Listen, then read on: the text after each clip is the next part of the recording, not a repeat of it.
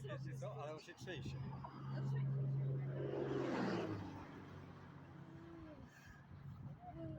Contains two 90-inch jet flow gates. These gates at the tenacity, courage, and skill of the fearless men that perform some of the most dangerous undertakings on the Boulder Canyon project.